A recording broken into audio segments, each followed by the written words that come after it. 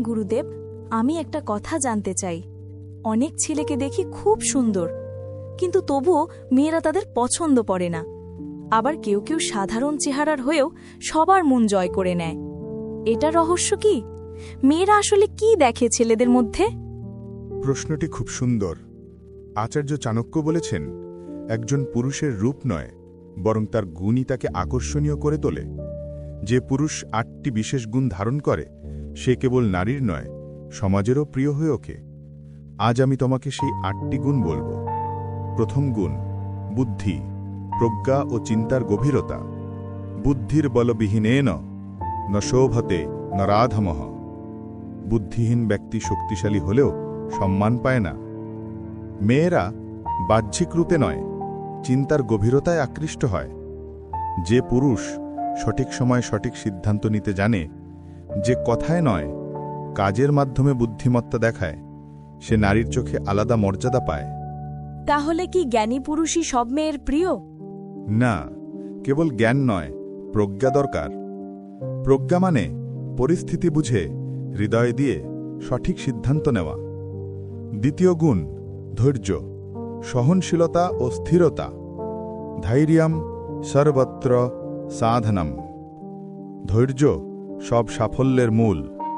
যে পুরুষ রাগে নয়, স্থিরতায় উত্তর দেয়, সে নারীর হৃদয়ে গভীর বিশ্বাস সৃষ্টি করে। ধৈর্য মানে নীরবতা নয়, বরং আত্মসংযম। তাহলে ধৈর্যই সম্পর্ক টিকিয়ে রাখার চাবি? ঠিক তাই। যে ধৈর্য ধরে, সে সম্পর্কের ঝড়েও ভেঙে পড়ে না। তৃতীয় গুণ, সততা, সত্যের প্রতি অটলতা। শ্লোক, সত্যম পরম ধীমতাম ধর্মঃ।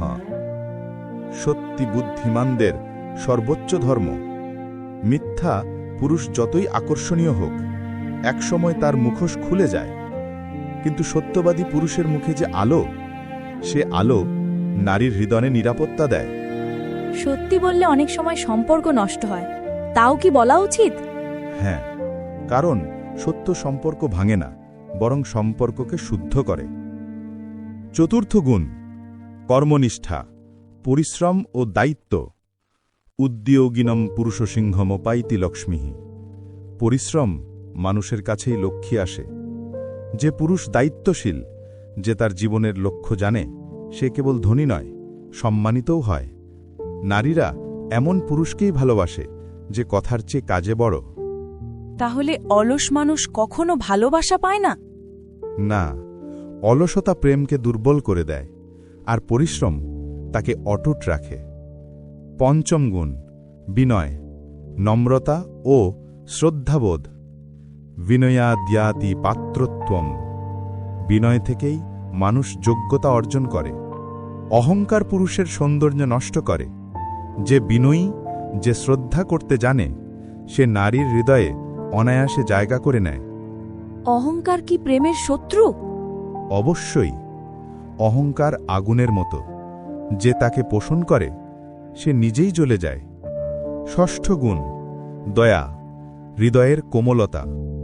দয়ালুম হৃদয়ম ইয়স্য স এবঃ পরমাত্মবৎ। যার হৃদয়ে দয়া আছে, সে ঈশ্বরের ন্যায়। দয়া মানে দুর্বলতা নয়, এটা সেই শক্তি যা অন্যের ব্যথা অনুভব করতে শেখায়। নারীরা সেই পুরুষকেই ভালোবাসে, যে অন্যের কষ্টে পাশে দাঁড়ায়। দয়া আর প্রেমের মধ্যে পার্থক্য কি গুরুদেব? প্রেম সীমিত, কিন্তু দয়া সীমাহীন। প্রেম নিজের জন্য, দয়া সবার জন্য। সপ্তম গুণ, আত্মবিশ্বাস, নিজের উপর বিশ্বাস। আত্মবিশ্বাস ও বলম নৃণাম। আত্মবিশ্বাস মানুষের প্রকৃত শক্তি। যে নিজের উপর বিশ্বাস রাখে, তার মুখে ভয় থাকে না। নারীরা এমন পুরুষকেই শ্রদ্ধা করে, যে নিজের গন্তব্য জানে ও দৃঢ়ভাবে সেখানে হাঁটে। যদি কারো আত্মবিশ্বাস ভেঙে যায়, তবে তাকে নিজের ভেতরের আলো জ্বালাতে হবে, কারণ সত্যিকারের শক্তি বাইরে নয়, নিজের মধ্যেই আছে। অষ্টম গুণ, ভক্তি, ঈশ্বর ও নৈতিকতার প্রতি বিশ্বাস। ভক্তিয়া পরমম লভ্যতে। ভক্তি মাধ্যমেই সর্বোচ্চ প্রাপ্তি ঘটে। যে পুরুষের অন্তরে ভক্তি আছে, সে অন্যায় করে না, ভক্তি তাকে নম্র করে, শক্তিশালী করে এবং শান্ত রাখে। নারীরা এমন পুরুষকেই ভালোবাসে যে ঈশ্বরকে মানে এবং জীবনে নৈতিকতা রক্ষা করে।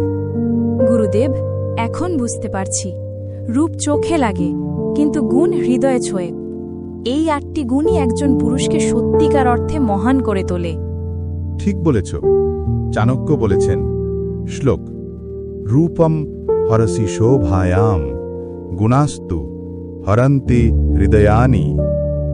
রূপ শুধু চোখকে মুগ্ধ করে, কিন্তু গুণ হৃদয় জয় করে। যে পুরুষ এই গুণগুলো ধারণ করে তার ভালোবাসা কখনো ম্লান হয় না, আর তার পাশে থাকা নারী সত্যি আশীর্বাদ প্রাপ্ত হয়।